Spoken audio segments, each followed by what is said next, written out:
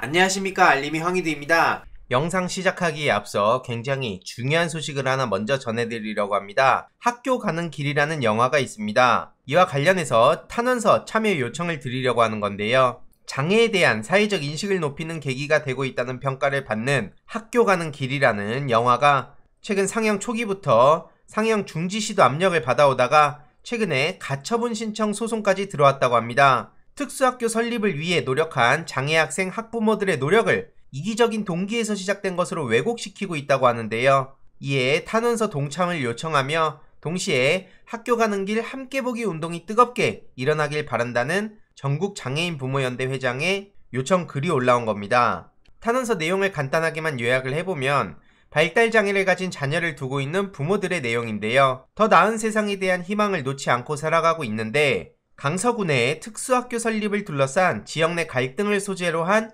다큐멘터리 영화 학교 가는 길이 개봉됐는데 가처분 신청을 당하게 된 상황이고요. 제일 중요한 건 이 영화가 가지는 공익적 가치입니다. 지역사회의 무관심과 냉대로 무려 17년간이나 멈춰있던 서울시내 신규 특수학교 설립을 무릎까지 꿇는 강단과 용기로 이끌어낸 어머니들의 사연을 다룬 영화인데요. 무려 5년의 제작 기간 동안 강서 특수학교 이슈의 모든 배경을 취재하고 정리하고 분석하는 등 엄청난 공을 들였고 덕분에 많은 호평과 교육부 장관의 감사장까지 받았다는 겁니다. 이게 만약 일방적으로 치우쳐서 균형 감각을 잃었거나 또 다른 누군가를 희생시켰다면 결코 이런 결과가 없었겠죠. 그래서 여기에 공감해주는 분들의 응원과 다정한 말을 들으면서 많은 위로를 그리고 큰 힘을 얻었다는 건데 지금 현 상황에 학교 가는 길이 더 이상 상영되지 못할까 노심초사하며 상영금지 가처분 신청의 결과를 기다리고 있다는 겁니다. 그래서 저도 탄원서에 동참을 했고요. 정말 10초면 됩니다. 영상 다 시청하신 후에 제가 댓글에 링크를 고정해 놓겠습니다. 주위에도 많이 공유 부탁드리고요. 본격적인 주제입니다. 지금 윤석열 씨가 국회 방문하고 방역수칙을 어겼다는 얘기가 나왔습니다. 이거 굉장히 심각한 문제인데요. 모르고 했는지 아니면 알고도 그냥 강행했는지 모르지만 명백한 국회 코로나 방역수칙 위반이라는 글이 여의도 옆 대나무숲이라는 국회 보좌진들의 익명 게시판에 올라왔습니다. 여의도 옆 대나무숲 다들 잘 아시죠? 여야 할 거 없이 그 국회 보좌진들이 익명으로 글을 남기는 곳이라서 국회의 생생한 이야기들 혹은 비하인드 스토리들을 잘 들여다볼 수 있는 곳입니다.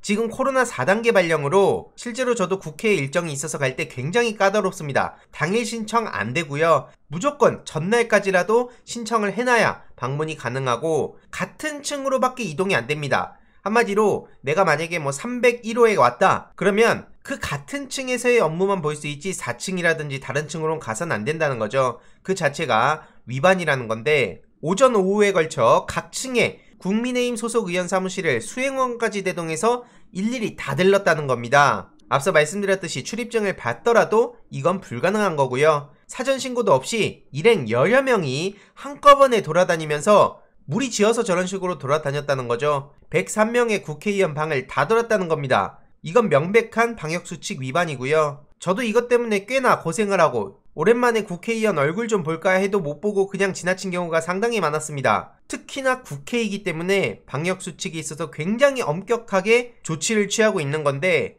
저런 식으로 그러든 말든 그리고 여러 명이나 저렇게 데리고 다닐 이유가 있습니까? 다른 것도 아니고 국회 내에서 이러니까 무슨 사람들이 조폭 아니냐란 얘기를 하는 겁니다. 저렇게 다닐 필요가 없어요. 보면 무슨 이미 대통령 다 된 것 같습니다. 만약에 함께 다닌 10명 중에 한 명이라도 확진자나 밀접 접촉자 있으면 국회의원 회관 103명의 방은 전부 셧다운돼야 되고요. 그게 문제가 아니죠. 또 여기에 걸쳐서 여야 할 거 없이 의원들이 다 만날 수밖에 없기 때문에 한마디로 국회 전체가 셧다운이 될 수밖에 없는 겁니다. 이런 걸 모르고 그랬든 알고 그랬든 이거 굉장히 심각한 거죠. 심지어 또 다른 이용자는 해당 의원실에 의원이 없자 이름을 갑자기 밝히고 악수를 청한 후에 돌아갔다는 거죠. 한마디로 이건 의원을 만나러 왔다더니 오히려 본인이 만나주러 온 것이라고 저렇게 강하게 비판을 했죠. 이에 윤석열 측도 국회 내 수칙을 엄격히 지키지 못했다 이렇게 해명을 하기도 했는데 이러고 그냥 넘어갈 일이 아니라는 겁니다.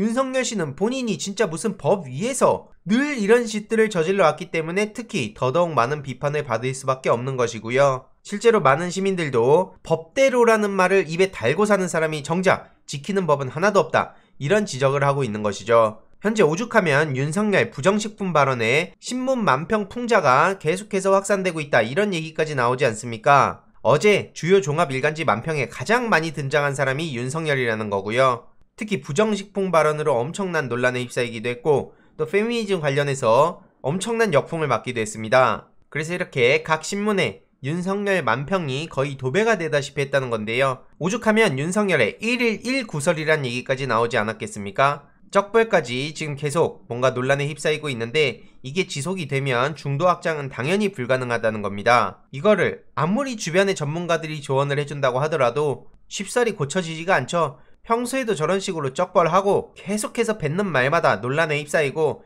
이게 하루아침에 생겨난 일이 아니라는 겁니다. 이걸 두고 윤석열 씨는 말실수라고 표현하고 있는데 말실수라고 넘어갈 일이 아니라는 겁니다. 본인의 아주 뿌리 깊게 박힌 오랜 사상, 철학이라고까지 표현해야 될지 모르겠지만 아무튼 그런 본인의 소신, 철학 아닙니까? 그런 얘기를 당당하게 해놓고 논란에 휩싸이니까 이거 뭐지? 이런 반응으로 보입니다 저는. 게다가 이렇게 태도, 발언 논란만 문제 삼는 거는 물타기란 지적까지 나오고 있습니다. 실제로 윤대진, 옵티머스, 한명숙 모해위증 교사 무마 의혹 등 여러 건들 지금 윤석열 부인 김건희 관련해서도 굉장히 파헤칠 게 많은 상황이죠. 이런 상황에 윤석열 씨는 정치는 처음이라 유의하겠다 이런 소리를 하고 있는데요. 오해를 불러일으켰던 것 같다고 표현하는데 오해가 아니라 본인의 가치관 제대로 드러난 거라고 저는 생각한다는 점을 다시 한번 말씀드리고 싶습니다. 그리고 중요한 건 대통령은 연습하는 자리가 아니라는 거죠. 본인이 국회의원을 하든 지자체장이 나오든 뭔가 본인이 성과를 보이고 정치인으로서의 행보를 보이고 만약에 그냥 바로 대통령을 하고 싶다면 뭐라도 보여주라는 겁니다. 이런 식으로 내 반려견은 180도 적발 가능, 또 셀프 디스까지 했다고 하는데 이게 도대체 대통령 자질이랑 무슨 연관이 있는 겁니까? 이런 식으로 어설프게 쿨한 척 미모로 만들어 가려는 거 딱 보이는데요.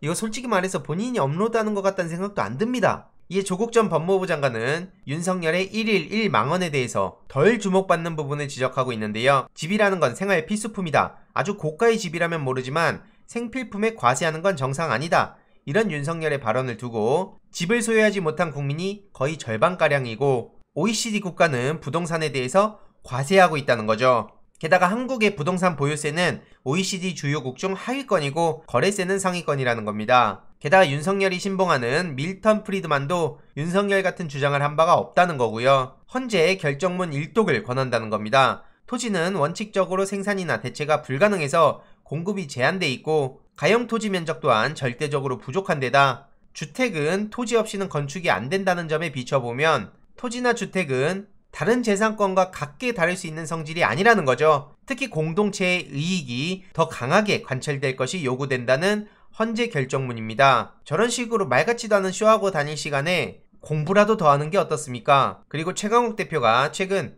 윤석열 씨를 향해 강하게 비판의 목소리를 높이고 있는 상황입니다. 참 비유도 적절하고 적재적소에 뼈를 때린다 생각하는데요. 추가적인 소식들 계속해서 전해드리도록 하겠습니다. 이번 내용도 유익했다면 구독, 좋아요, 알림 설정, 멤버십 가입 정말 큰 힘이 된다는 점 말씀드리고 싶습니다. 이번 내용도 주위에 널리 공유 부탁드립니다.